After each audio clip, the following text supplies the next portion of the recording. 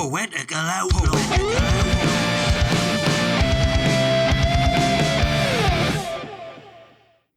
Hello and welcome to the Poetical Outlaws podcast. In conversation today, we have no other than Steve Urwin. Hello, Steve. Hiya. How are you doing? I'm okay, thanks, great. It's a lovely day, great to be in Sunderland. Excellent. It's a canny sunny day as well, isn't it? So, before we start, can we, for people who may not know you, can you tell people a little bit about yourself and what you do? Well, I'm classed as a performance poet of sorts. I've been writing for about 37 years. I run creative writing workshops. I run a night in Durham called Poetry Jam. I've published 3 books with Red Squirrel Press. I've published 1 book with Redbeck Press, and I've done a series of my own self-published DIY pamphlets because I'm too impatient to wait for my next official publication. And I just like getting up and reading what I write and encouraging others to do so as well. Fantastic. Well, before we hear any more to Steve, we're going to hear one of his poems, and this first one is called I Ran Barefoot. I ran barefoot through streets of broken glass after your face touched mine. I needed release. The morning's pain and swelling reminded me of your words and the misery you suffer at the hands of a brutal lover. Love? What is that? I punctured flesh, removed poison from both souls, savoured my self-inflicted pain. Your words touched me as the distance between us grew. So where are you now? Awaiting a return, I overdose on pessimism, anticipating failure. The warmth of your smile may never touch me again, but you opened me, and for that alone, I thank you. Right, excellent stuff. That was great. Yeah, that piece has served me well. I've won a slam reading that poem, but I actually wrote that when I was 21. It was in a DIY book that I made called There Are Easier Ways of Living Than Bleeding to Death, which is a title I maybe wouldn't use these days, but it was something that I made myself in my early 20s, and that piece just seemed to lend itself to performance. I used it in a slam once, and it helped me win a slam. Fantastic. Do you know, when I was in my early 20s, to be honest, that title would have grabbed my attention as well. Right. It probably would still now. Well, it's kind of borrowed from a similar style of title that a certain American poet would use. And Mr. Charles Bukowski, he's got titles like The Days Run Away Like Wild Horses Over the Hills, Play the Piano Drunk Like a Percussion Instrument Until the Fingers Begin to Bleed a Bit. You Get So Alone at Times That It Just Makes Sense. And it's that same sort of long title, There Are Easier Ways of Living Than Bleeding to Death. You know, and I think I was just borrowing from Charles Bukowski, which I think I maybe did a little bit too much in my early days. But he was one of the first poets that actually got me looking at poetry. Because if you'd asked me a couple of years prior to my starting writing, you know, what do you think of poetry? I would have said, well, nothing at all, because I don't have any interest in it at all, you know. So it was a surprise to me as anyone else that I started writing poetry. So did you start when you were 21, or did you start writing? I started around about 19. I was going through some bad times with depression and other things, and I just happened to be flicking through a skateboard magazine of all things, and there was an interview with a guy from a punk band. You may know him, Henry Lawrence Garfield, otherwise known as Henry Rollins, who was the front man for Black Flag, and then he left that band and started his own band, Rollins Band. And there was an interview with the band in this skateboard magazine, and I read that interview, and I was just really taken by the sort of things he was talking about mental health and about self-determination and stuff like that. And I just thought, this is really good. And somewhere within that interview, mentioned that he scribbled his thoughts down in a notepad and had published some of them. So I tried to get hold of some of his books, which pre-internet days, the late 80s, wasn't easy because he was self-published in America, and I had to get book searches at different companies to try and look for these books. I eventually got a hold of one of his books, and I read some of that, and I thought, wow, I like this. This is pretty hard-hitting stuff, and it was classed as poetry, so that was my entry into poetry. And then I think the next poetry book that I actually saw was collection by a Liverpudlian called Roger McGough, who you may have heard of, one of the Liverpool poets of the 60s, along with Adrian Henry and Brian Patton. And this book was called Holiday on Death Row, which was a similar sort of title, Easier Ways of Living Than Bleeding to Death, and some of the things that Henry Rollins was writing. The work wasn't, but the title of the book was, and that grabbed my attention, Holiday on Death Row. I thought it was kind of humorous and grim at the same time. And I read some of his poetry, and I started looking at British poetry as well, because a lot of what I was reading was American. And I thought, well, I don't want to start sounding like an American when I'm writing, even though sometimes I do. So I just got interested in the UK magazine scene, small press poetry magazines. I used to subscribe to some of those, send work out to them, get it rejected lots of the time. And it took a while to get things to stick. So I started primarily as someone who just wrote for the page. And then it was only years later that I was asked to give a reading somewhere. And someone said, "You're a real performer, you're a performance poet." And I thought, well, that's not what my intention was, to sort of develop my prose and become either a novelist or write a long memoir, not to write these snappy pieces that I just spit at an audience in a small club. But that's what's happened, and that seems to work, so that's what I do. I mean, you mentioned Henry Rollins there. I remember the early 90s at some point, and someone lent us one of his books. It wasn't a biography or anything like that. I think it was just him with his thoughts, and it was pretty bleak. And I remember reading it going, this is great, because he's saying these things that you don't normally hear people express, like a bit more on the darker side of life and things like that. And you're like, this is great. It was great to read. And it was also, for me as well, like a bit, everyone always tells the positive. He was happy to express the negative. And, I really enjoyed it. So, but that's all. I've heard a couple of spoken word shows, but that's it really, and some Black Flag albums I've got. Yeah. So from all that, from the writing, what was it that made you go, I think I'll get on stage and share this and perform? I was asked to read at a festival in York in 1996, the Rainbow Festival it was called, which sounds nice and pleasant and lively and lovely, which it was. And someone who'd seen me in magazines and who published me in their magazine, I think it was Jay Woodman, in a magazine called Rustic Rub, published me a few times. And she said, "I've got this festival coming up. Would you like to come and read at it?" And prior to that, I'd never read anywhere in public. I'd inflicted some of my work on family and friends, but I'd never read any in front of a live audience, and I was terrified to do it. And everything was scripted, right down to the ums, ahs within the introductions that I was giving the poems. The whole thing was scripted, and it went down okay. And then I never read in public again for a few years, and I joined in a voluntary capacity. I joined a theatre company called Theatre Kappa Pi on one of their courses. They were running courses for people who were unemployed, small fires leaders courses they were called, I think, up in Stanley, County Durham. And I went along to that, and I could never make it as an actor because I'd had short-term memory problems following a mental breakdown. But I could read stuff, and I just used to read poems there and do bits and pieces. And I got asked to read at some of their shows. And then after that, I started doing workshops for Waddington Street Centre in Durham City, and they got me to help other people get up and read. And I'd take them out to shows, and we'd read at shows there, going around the open mic nights around the northeast. Right. So I'd been writing for like sort of 15 or 16 years before I really started getting up on stage. It wasn't really until about 2006-07 before I was actually doing regular open mic slots and then getting asked to do features. Right. Yeah.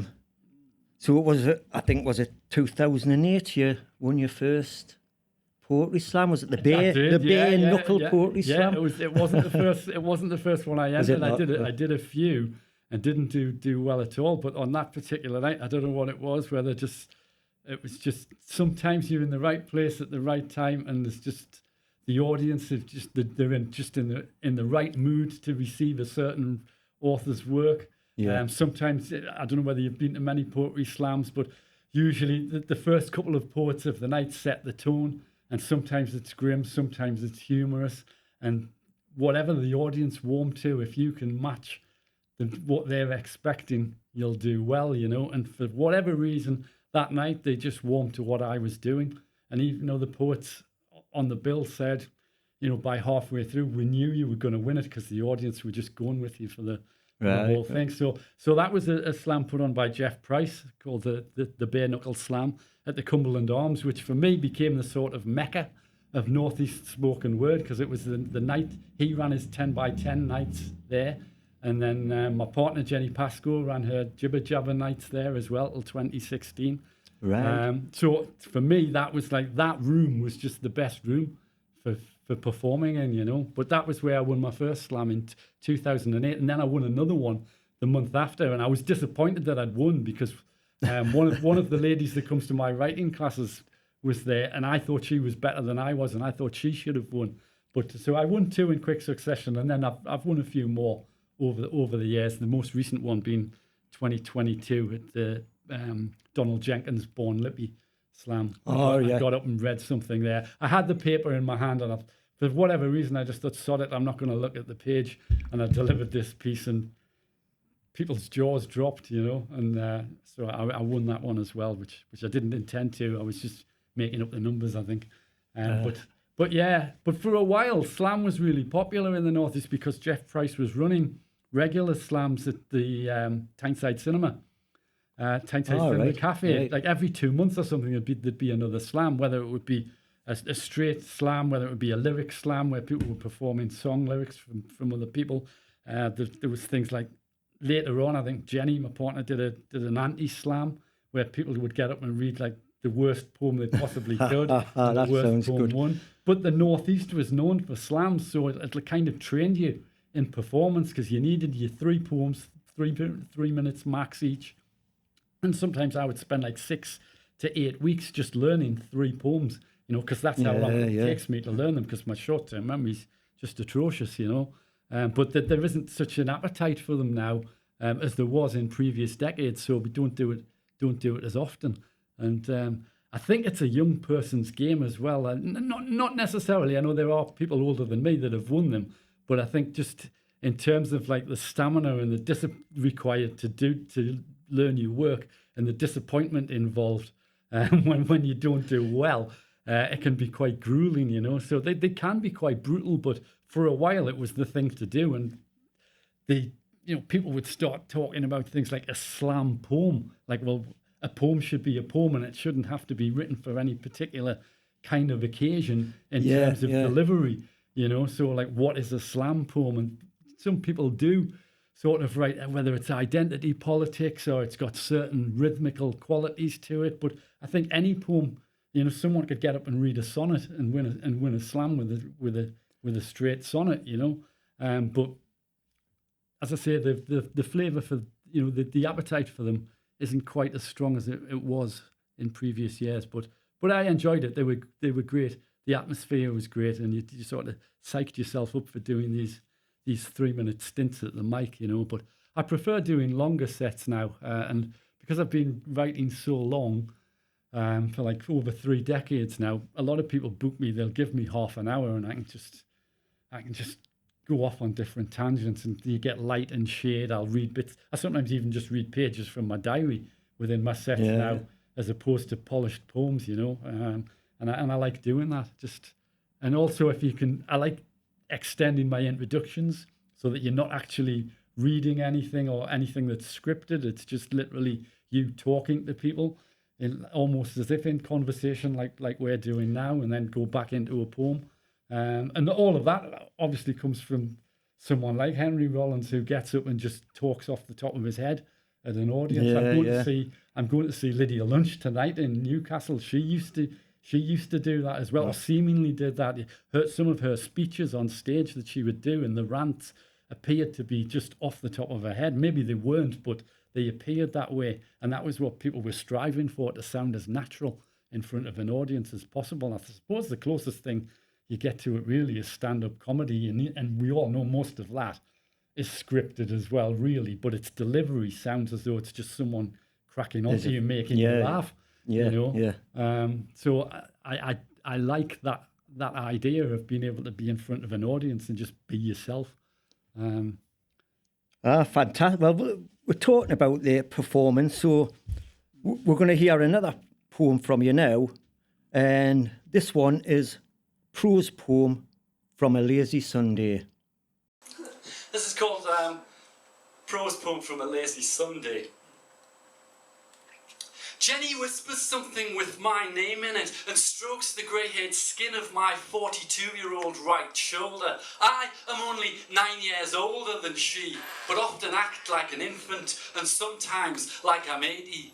Self-indulgent, whiny, grouchy, a bit eccentric, often eclectic. She sees me in all sorts of light, quite often looking like shite. Nosferatu's brother, apparently. You're a crap goth, Jenny informs me, when I sing along to the beautiful South Barbara Streisand or the Muppets. But do I care? Eclectic, eccentric, hypermanic, all the same to me, all part of the rich tapestry that is loving and sharing and getting away with murder.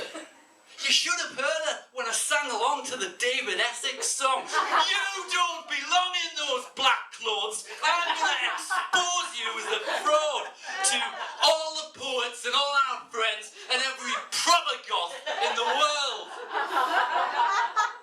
I just laughed and said, sorry, Jenny, but they'll never believe you.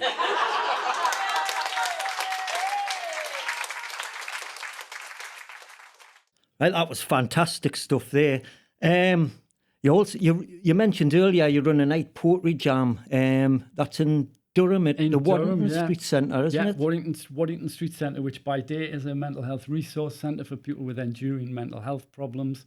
I have mental health problems myself, but I've been doing workshops for them there for over 20 years, and sort of in the mid-noughties, 2007, 2008, we used to take people out to venues around the northeast to shows, and sometimes some of the material could be a little bit unsavoury and wasn't quite suitable for the sort of for the people that we were taking along there. And we thought, well, we should have a night in the centre, which is in a nice safe space for people who access the centre and access my workshops could come along to. Yeah, right. So that's how it started in 2009, April 2009. We'd just done a poetry slam the previous month with invited guests from around the northeast, and one of our members at Waddington Street Centre actually beat them all and won the slam.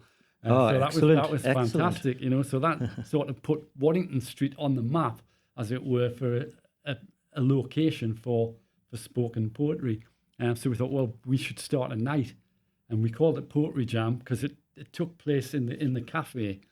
So we thought we'd jam as many people into this small space as possible, and just have people sort of running at the mic and doing a poem, and then someone else running at the mic and doing a poem. Occasionally we'd have a jam jar that was filled with people's names, and we would ask a member of the audience to pick a name out of the jam jar, and they'd get up and read and maybe do a few minutes. And then we thought it would be good to get guests as well. So we started with one headliner, that group to be two headliners. And then now it's 3 guests every month. And usually we try and get someone who's either got a new book coming out, or sometimes we get people coming through who are on tour. They might be going up to Edinburgh Fringe Festival or something. They've got a night off and they'll say, is there any way I can perform? Sometimes I get requests from people. I'm coming through. Have you got any space for me? Can I do a night? But we have 3 guests on. Sometimes a newcomer to the scene who's just starting out. We'll have a middle guest, more established. Maybe they've got a book that they want to promote. And it's always good to put you to be on before the break so you can sell your book in the break. Yeah. And then we have our headliner comes and smashes it for however long as they want. They always say, how long do you want? It's usually 20 minutes. Some of the recent guests, we've let them run for half an hour, 38 minutes. We had Bob Beagrie earlier in the year doing a set from his Hand of Glory book. And I just let him keep going until he was satisfied with what he'd done. And he did about 40 minutes, which I think is the record for a headline set at Poetry Jam. But it's just a very inclusive night where anybody can come along and get up and read a poem. And there's no microphone either, so it's that, you know, the less tech, the better, as far as I'm concerned, you know, in a room. And it's just a lovely atmosphere. And most people that come, they always comment on the atmosphere, and they think it's a really warm and welcoming venue to play in. And like, people will come along, and they'll, an established poet will say, well, I'll go to Poetry Jam and I'll try out a whole load of new stuff, because I know people will be, you know, people will appreciate me coming and doing that. Whereas they mightn't feel like going to another night and just trying all brand new material. It is a fantastic night. 'Cause I've been there myself, and it's everything you said it was. It's warm, it's welcoming. There's no alcohol there, and I think, like, you as a host and the venue all add to that atmosphere. Do you know what I mean? Yeah. I think the venue and the host adds to the place. But you were the first person to ever ask me to do a featured set. Oh, right. You know, right. Actually, I think a few people have said that, you know. But that's I good. I go around a lot of the nights, and I'm not necessarily headhunting, but like, if there's someone that I haven't seen before and I think they would go down really well, or they'd work with this bill, that I've got 2/3 of the bill together, and I've got to fill the middle slot, or I've got to fill the opening slot, or whatever. I think, oh, that person I saw last week would fit that slot, and and if I can give someone the opportunity to appear alongside other poets, then that's great. You know, I love it. The set of ball sort of rolling for me, because you asked me, then I got asked to do the stanza. Then there was Out of Your Head in Newcastle. Yeah. But you seem to set this ball in motion, and I really appreciated that opportunity. You're welcome. And Thanks for coming. You're the first person to ask us to come and do a second set, and the first person asked us to come and do a third set, and I appreciate all that very much. welcome. You know, Great. it's a fantastic night. You know, you mentioned before, like, your pamphlets and some of your books and that. I had a look online, you know, and it would have been good to, like, go, oh, you've got this and that. How many pamphlets? You know, and I was looking through all your work that you've compiled, and I think there was one in particular that I hadn't heard of, Anomalies from 1989 to 2014, and I was looking at that, and it was 152 pages, and then there was a deluxe version, 420 pages, and I was like, whoa, and all made yourself. Yeah, that book is for real diehards. There's some lovely people in the Northeast who've actually asked me to make them copies of that, because they do take about, the deluxe one you mentioned, the 400 odd page one, it takes about 20 hours to assemble one of those books, because with a book that thick, you can't just fold all the pages in one go and put a couple of staples in.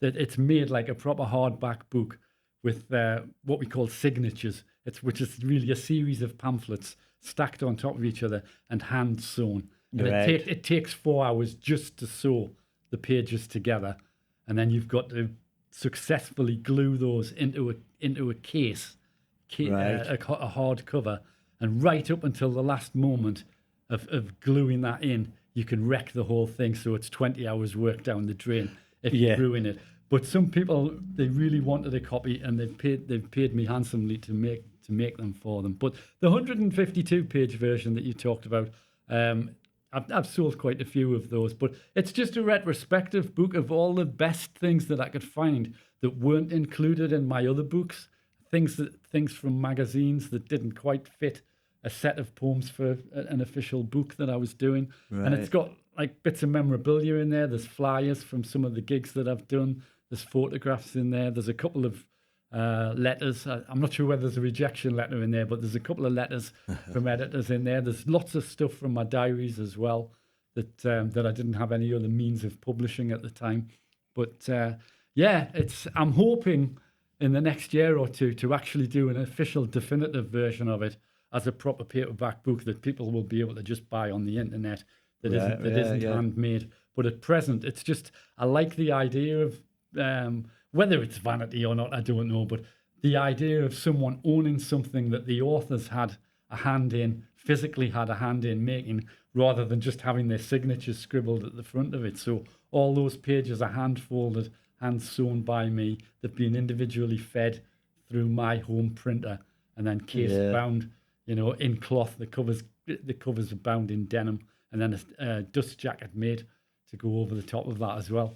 I mean, I haven't done anything that grand, but I've done a couple of pamphlets, and there's a lot of work going into them. But I think you get this, like, when you've made it all yourself, there's something a bit more like pride about it, that you've made it with your own hands rather than just sent it off and got finished. Definitely, and I think that's the satisfaction of being able to do it independently without, and it's lovely to have an official publisher. We all strive for that. But it's lovely to be able to also just make things in your own time, at your own pace, and put them out when you want without having to wait your turn in a schedule, And just being able to do it, it's just liberating, as you say. There's something really special about making it yourself and having it in your hand. I mean, I like zines as well, which I know you come from a punk background, and punk fanzines were quite the thing back in the day, and people still make fanzines now.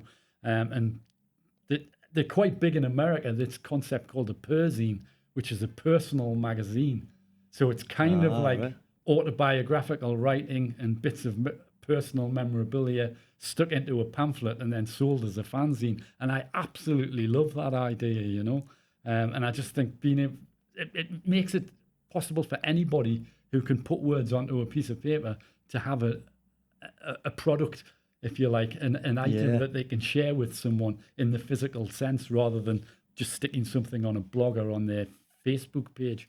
Seems to. I've noticed, like, I went around, like, a lot of the young ones today are getting back into making them themselves. I went to a place in Newcastle. I done there was an open mic thing on, and the name bypasses us at the minute. But they've just changed venues. Is it the Mosaic Tap?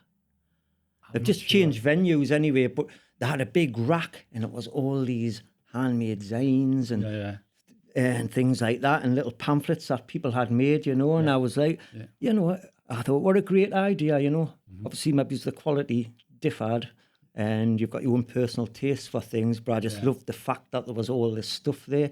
I went and bought a drink, and then you're browsing all these things, because they weren't there to sell, they were just there to, if you wanted to pop in and read them, you could read them, and I thought, what a fantastic idea, Yeah, and inspire people to go off and do their own once they've seen them, thinking, well, wow, I'll have a go at that. Which was how we talked about at the beginning, with the punk thing and Henry Rollins. I said, oh, that person's doing it.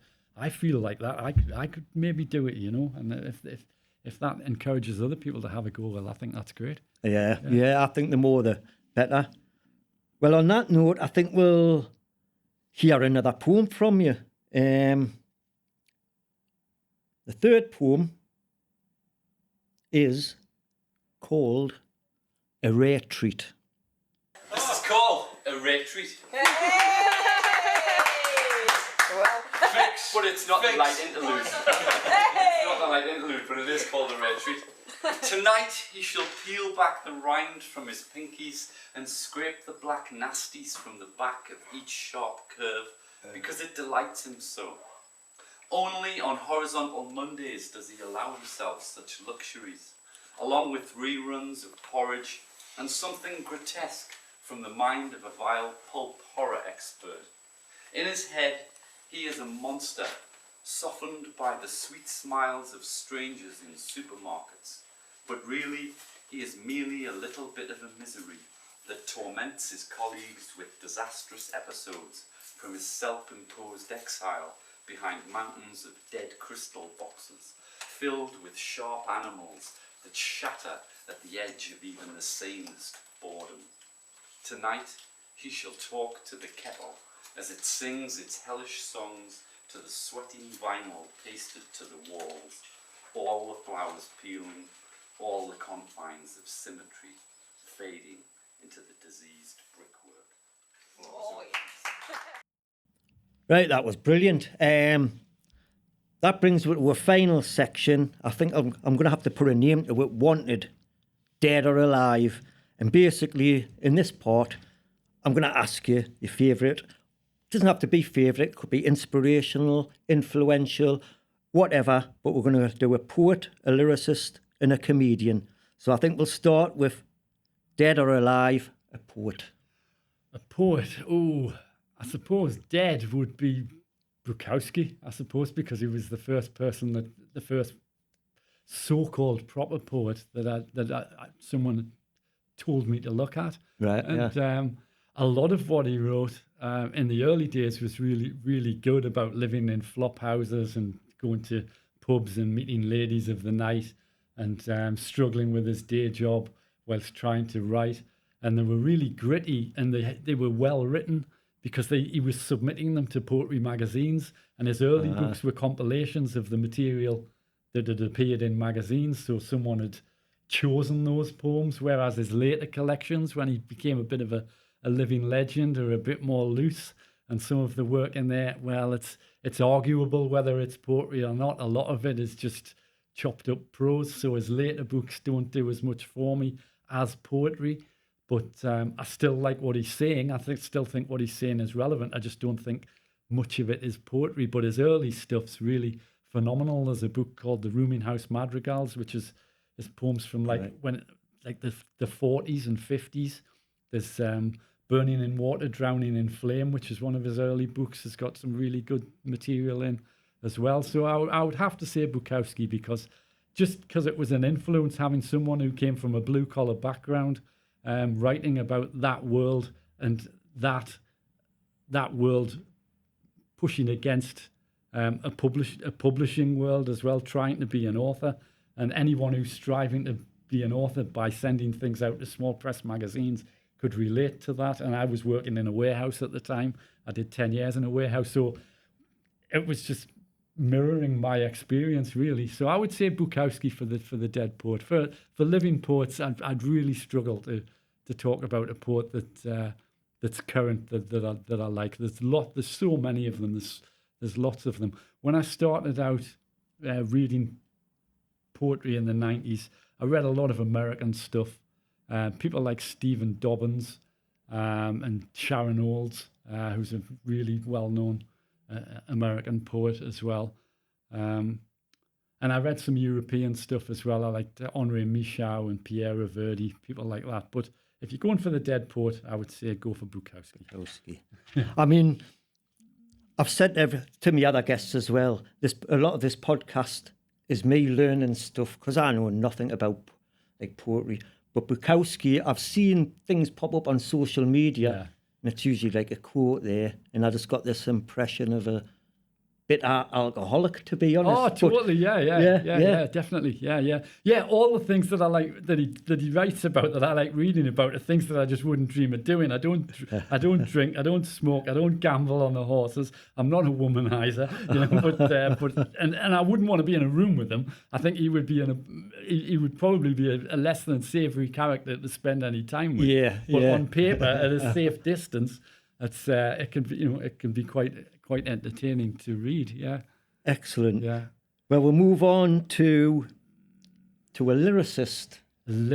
Ooh, well, I've thought about this over the weekend, Gary, and I was thinking, well, who do I really like? When I was 15, I was listening to people like Marillion, Derek Dick Fish from Marillion. Some of his lyrics are really intricate, filled with loads of great metaphors. Really, it's like prog rock, but really like heart on sleeve stuff and really well written. And I really liked some of his stuff. Later on, I was introduced to like Leonard Cohen and Lou Reed. Right, yeah. I think probably Lou Reed's album New York has some of the best lyrics on it. I mean, I could probably quote you some at length. Whether we'd get done for copyright for me saying them or not, I don't know. And just gritty stuff, mixed with a beautiful cadence, and great vocabulary. And he always said that he wanted his songs to be like a novel. He said you should be able to take the content of a novel, however gritty or intense that is, and be able to put it into the context of a rock song lyric. And I really like that. And a lot of the people that I like do have a foot in either camp, whether it is, Lou Reed or Nick Cave. Nick Cave sort of written novels and has has his music career as well. You know, Leonard Cohen started off as a poet, became a singer-songwriter because he couldn't pay his rent. I think that's what he said in the 60s. You know, if you sold 400 books of poetry, you were immortal, but you couldn't pay your rent from it. So he would rectify his situation by going down to Nashville and cutting a country and western record, is what he said. But obviously it became more religious themed, I think, some of his work. So Leonard Cohen, Lou Reed, Tom Waits, people like that. But we'll go with the Lou Reed. Lou Reed. One, yeah. It is a hard thing to choose, you know, as well. Like, I think, but when I first thought of this up, I was thinking a quick fire round, and I thought, well, I'll let people know in advance, because, like, I tried to think of my own. I'm like, I don't know, that's actually a difficult question, even though, you know. Yeah. Right, well, we'll move on to a comedian. Comedians. This was quite difficult for me because until I started going out on the northeast poetry scene, the only comedian that I'd ever been to see live was Ben Elton in 1989 at Newcastle City Hall, and I wouldn't consider him to be a favourite by any stretch of the imagination. But he was the only comedian I'd seen. Prior to that, I used to watch people like Jack D on television, and like his persona would be quite miserable. Yeah. And I just thought, oh, that appeals to me. Someone getting up and just being a like grumpy old sod in front of an audience. I remember one time he came on and everybody was going, way, cheering, and just says, well, I suppose he didn't know that I might have had a headache. Thanks for that, you know. And just some of the things that he talked about. He talked about going into a record shop, into a music shop, to buy a new stereo, and this was in the late 80s. And one of the staff in the shop was saying, well, you should get a CD player, sir. He says, well, why? He says, well, because the sound quality's brilliant. It's like having the band in the room with you. He says, I like the Pogues, but I wouldn't want them in my house.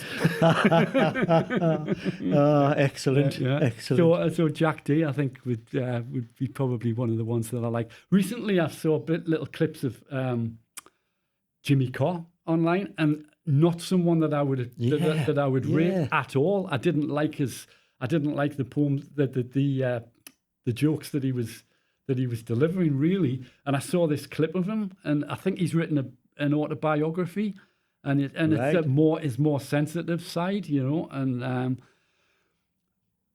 he gets the audience to ask questions, and some of the questions that they ask or heckles that they give, he's really vicious in how he replies.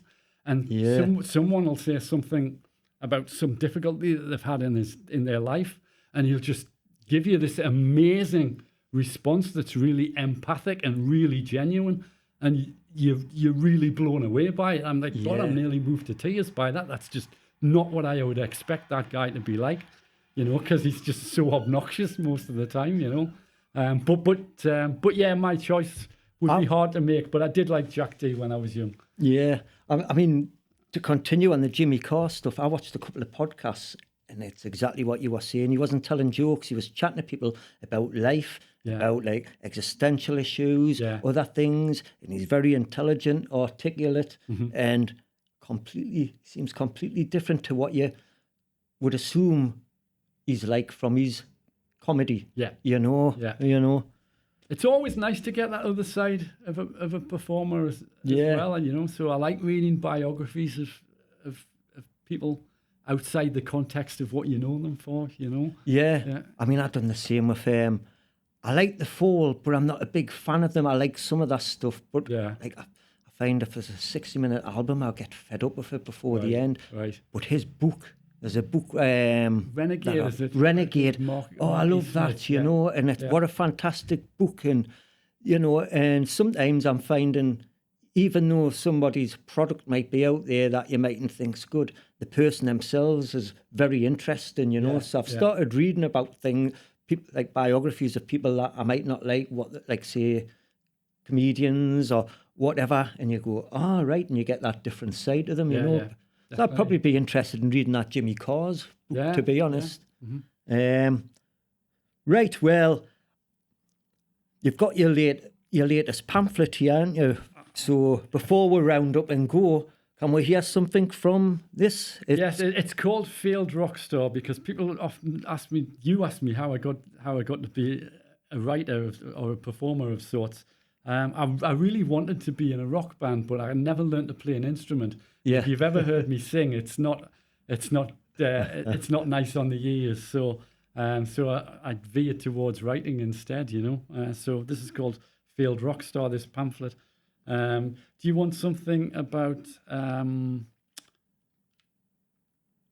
heavy metal star, or do you want something about Madonna? Let's go with heavy metal, eh? Okay, it's shorter. It's shorter. Okay. This is called Speed Freak. It's kind of an obituary. Speed Freak. You didn't take shit from anyone. Quick-witted, spoke your mind, rocked the stage from an early age, wore a bullet belt but never killed, cared about the truth, had compassion, sang about outlaws, the blues, religion, evil politicians and the horrors of war, death or glory, Jack Daniels and coke, played your Rickenbacker like a motherfucker, a man of principles, funny, one of a kind, an eye for the ladies but respectful, declared love for rock and roll, hitting the road with band and crew, more loud songs of glory, raising hell, and as the years took their toll, you fought hard to keep it going, never saw yourself as heavy metal, one for the angels and the devils, cowboy boots and black clothes, born to lose but lived to win. You really were the ace. Fantastic. I tell you what, we've had with heavy metal. We may as well have a bit of pop, and we'll listen to the Madonna one as well. Eh? Okay, well, this one came from a dream. I do write autobiographically a lot of the time. There is nothing in this poem is autobiographical whatsoever. It's called Madge and Me and the Slippery Digits Disc Jockey. And so I'm seeing the jam jar slip from his careless fingertips, and it goes smash on the courtyard steps, all messy, about 2 PM. But really, I'm on another plane, and that's unusual, because I'm not a pilot and don't own a passport, ha ha. But it's true, swear down, this blonde dreadlock backstreet disc spinner is just hovering around outside the Dame Lazy Hotel in the middle of Poshland near Holt Whistle. And I have this crappy white plastic bag of anchovies and caviar that took best part of my current account because it's been a lean year. But straight up, the original Queen of Pop got wind of my previous achievements and requested a set from this here Northeast grassroots veteran wordslinger, resident of a post-industrial hilltop, 3rd highest market town this side of Saturn. And I've practiced, man, like Lenny Cohen. Well, not every night, but I do feel ready. And even though I've never been in a helicopter, flown in a jet, or caught geek big air on a skateboard, never even been out of this little old country to take parts of America and Germany, I've got my shit together, and I'm really gonna do poems for Madonna in a ghostly venue near Carlisle on a breezy Tuesday afternoon with a bunch of hip-hop, jazz funk, gutter punk, metalhead fusion cool cats, while Madge sups pints of Timothy Taylor's best brew or some fizz or other, and it will be cracking, and I won't need a microphone, a flat cap, or a pint of pig swill. And this anemic, blonde, dreadlocked, backstreet, khaki, tracksuited, biff-booted disc spinner with his Tesco own-brand raspberry jam going smash, splat, yak, just topped any embarrassment I might have had with me grubby flat blacks and crappy old crumpled white plastic bag. And then the very, very Madge herself, sporting dark plum leather jeans and a grey Ziggy Stardust hoodie, greets us at the big oak door and waves a pristine copy of my magazine, Mood Swing, in my face, saying, "This is fucking ace," then pecks me on the cheek. And I swear this was just last week. And if you don't believe me, that's not my loss, matey, because now I'm really flying first class. Oh, yeah, baby. Excellent stuff, though. Like before we close, how can anybody get in contact or buy one of your pamphlets or anything like that? Well, I'm on Facebook. That's one way to get in touch with me. And I have a glorified website, glorified blogger as a website. And the address is Steve Urwin talkingpen.blogspot.com. And all the information, more information than you could ever possibly want, is on that blog. And you can buy the books from there. Or if you come along to Poetry Jam or any of the nights that you see me build on, I usually have something with me. And if there's anything particular that people want, just get in touch, and I'll bring that along. Yeah, but all the books are listed on the blog. I'd recommend the blog as well. It's a fantastic read. So there you go. You can get in touch with him that way or on Facebook. And I would recommend going to Poetry Jam, which is on the first Thursday of every month at Waddington Street Centre in County Durham. And also, if you're looking for to book somebody, I'd recommend booking Steve Urwin. You'll get a fantastic performance. So until next time. Poetical Outlaws.